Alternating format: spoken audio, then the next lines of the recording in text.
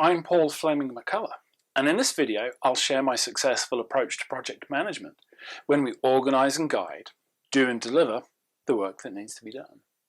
First, let's look at some familiar problems that occur on our projects, even though we know what needs to be done and we have good people who are working hard. So deadlines are stretched and stress levels are rising, projects are going over budget, and they rarely seem to deliver their full benefits.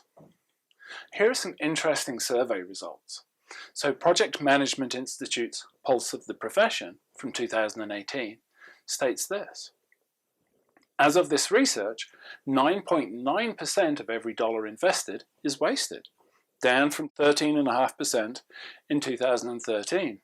Wellington PPM Intelligence's The State of Project Management, 2018, also has this to say.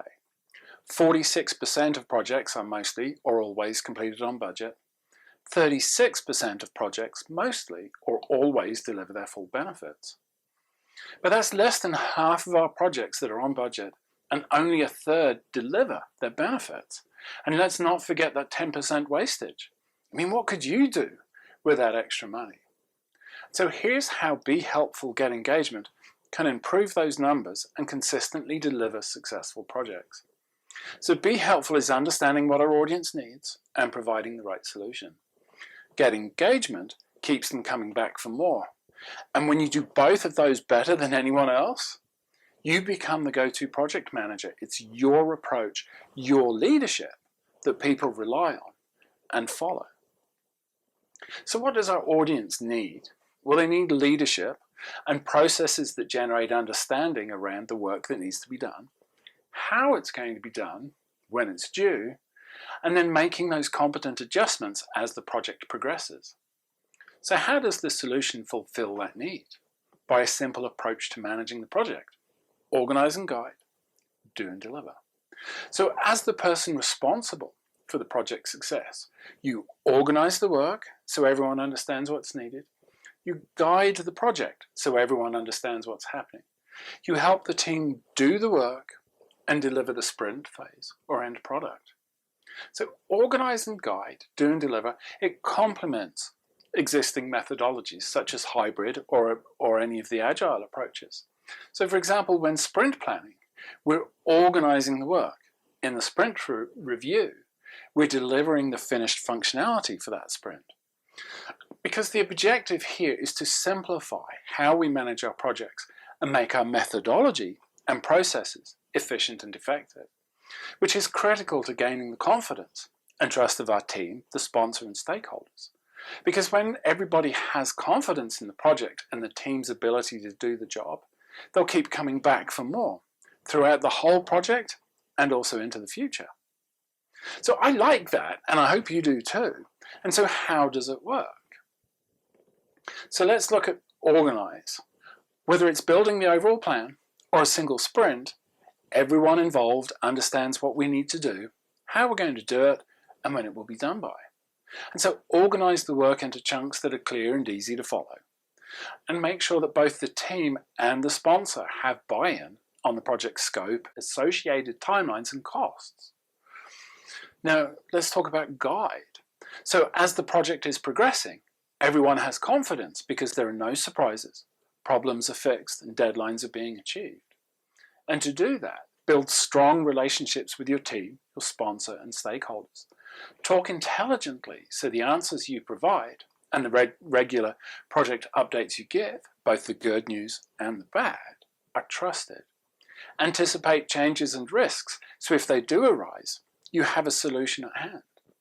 And compare the work done to what was planned. And if things need to change, and everyone is aware of why and what the solution is, adjust the plan and move forward. And perhaps the simplest part of the project is do. So the team creates the deliverables and completes the user stories on time. Because everyone involved understands what we need to do, how we're going to do it, and when it will be done by. And then the final part, deliver. So the team finishes the assigned work and delivers the end product for either the sprint, the phase, or the project as a whole, as expected. Was the work done in accordance with the agreed to plan? Check. Does the delivered work meet requirements? Check. Is everyone in agreement that the work is complete? Check. And does the product work? Check. And finally, was this a successful project and the anticipated benefits will be realized? Check. It's very important. So thinking about managing our work in this way isn't confined just to project managers.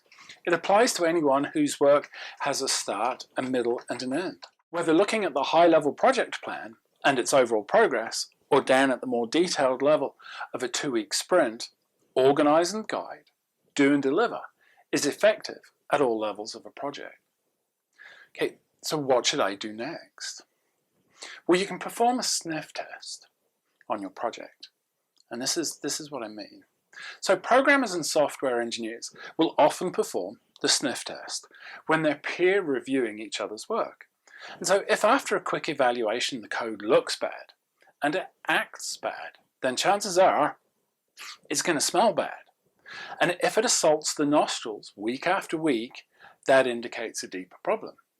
So in that same vein, give your plan and your current project activities their own sniff test. So for example, is everyone in agreement with the work and how it needs to be done? Do you have those strong relationships with all involved? Does everyone know where the project is doing well and where it's having problems? Is there confidence in you and your team's abilities to get the job done? Now, what answers do you have? Does your project smell good or is it a bit squiffy? To get that sweet smell of success, organize the work so everyone understands what's needed. Guide the project so everyone understands what's happening. Help the team do the work and deliver the sprint phase or end product. So here are 3 next steps. And number 1, and this is perhaps the most important one, stop the bad habits and start good ones. Number 2, be helpful by understanding what your team and stakeholders need and provide the right project leadership using organize and guide, do and deliver. And step number 3, get engagement by using processes and tools that are easy to use, fulfill the need, and get people's attention. So in the next short video, I'll share how Be Helpful, Get Engagement leads to practical change management. Until next time, I'm Paul Fleming McCullagh. Be helpful.